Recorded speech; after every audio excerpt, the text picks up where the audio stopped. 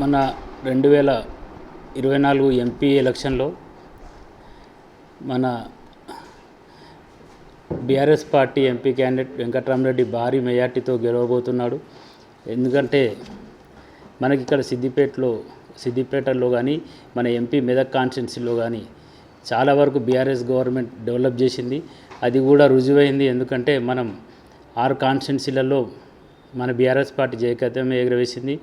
అలాగే సిద్దిపేట టౌన్ వరకు చూసుకుంటే మాత్రం మా బీఆర్ఎస్ పార్టీ ప్రెసిడెంట్గా చెప్తా ఉన్నా, గతంలో చాలా వరకు సిద్దిపేటలో డెవలప్ చేసినాం.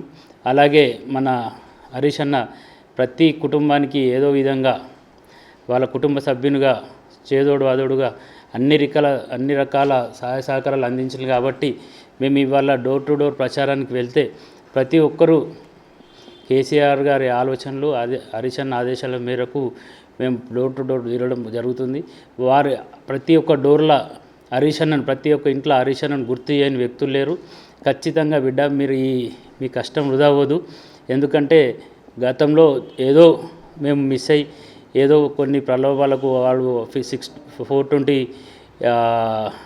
హామీలకు మేము ఏదో లొంగిపోయి ఏదో చిన్న మిస్టేక్ అయింది కావచ్చు. కానీ గతంలో లాగానే ఈసారి కూడా ఖచ్చితంగా సిద్దిపేట టౌన్లో ఎమ్మెల్యే ఎలక్షన్లో హరీష్ అన్నకి ఎలా మెజార్టీ ఇచ్చినామో అంతకంటే కూడా ఇంకా ఎక్కువ మెజార్టీ ఎన్నికి సిద్దిపేట ప్రజలు ఖచ్చితంగా నిలకడగా ఉన్నారు.